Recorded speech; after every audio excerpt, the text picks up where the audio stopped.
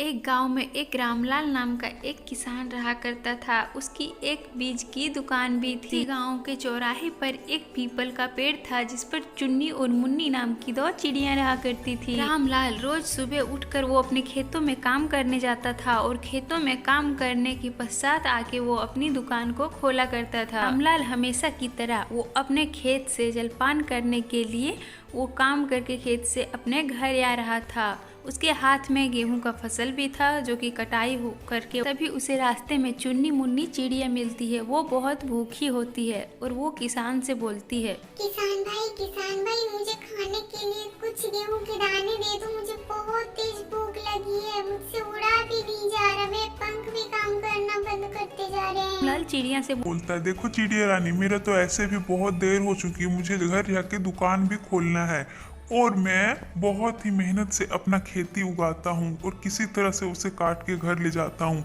अगर तुमको दाने खाने हैं तो तुम मेरे खेत में जाके दाना खा सकती हो, लेकिन ये मैं घर लेके जा रहा हूँ और ये मैं तुम्हें नहीं दे सकता हूँ। ऐसा कह के किसान चलने लगा घर की ओर।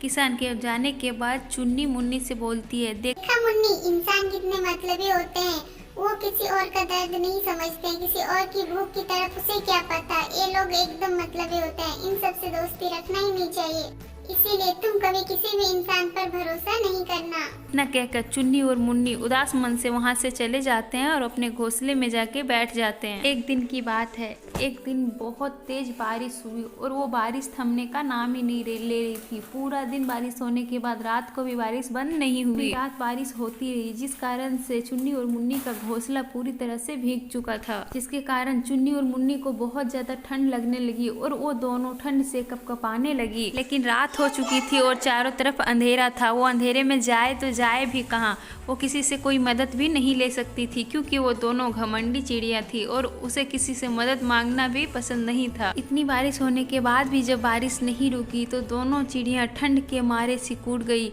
और वो दोनों नीचे जमीन पर गिर पड़ी और बेहोश हो गई। थोड़ी देर बाद चिड़िया को होश आता है और वो अपनी आंखें खोलती है तो वो देखती है कि सुबह हो चुकी थी और चारों तरफ रोशनी फैली हुई थी। चिड़िया तुरंत उठ के खड़ी होती है और वो देखती है कि वो उसका घोंसला तो नहीं है, वो कहाँ आ गई है। तभी उसे रामलाल बोलता है कि चुन्नी मुन्नी, तुम्हें होश आ गया? तभी चुन्नी गुस्से भरी आवाज से बोलती है कि मैं यहाँ क्या कर रही हूँ, मैं तो अपने घोंसले में बैठी थी, तुम मुझे यहाँ पर क्यों लेके आए हो। रामलाल बताता है कि रात को मुझे पेड़ से कुछ गिरने की आवाज आई, इसीलिए मैं दौड़ के बाहर किया तो मैं देखा कि घोंसला तुम्हारा गिर चुका था और तुम दोनों नीचे गिर के बेहोश पड़ी हुई थी। मुझसे तुम्हारी ये हालत देखी नहीं गई, इसीलिए मैं तुम दोनों को उठा के अपने घर ले आया और अपने बिस्तर पे ले आके सुला दिया ताकि गर्माहट से तुम्हें जल्दी से होश आ जाए। उसके बाद रामलाल ने गेहूं के कुछ दाने एक बर्तन में भर के लाए और चुन्नी मुन्नी को खाने को भी दिया। जब चुन्नी मुन्नी ने भर पेट खाना खाया तो उसके रामलाल ने उसके घोंसला बनाने में भी उसका मदद किया। अभी मुन्नी चुन्नी से बोलती है, देखा चुन्नी, तुमने एक बार में ही किसान के बारे में कितना बुरा भला बोल दिया।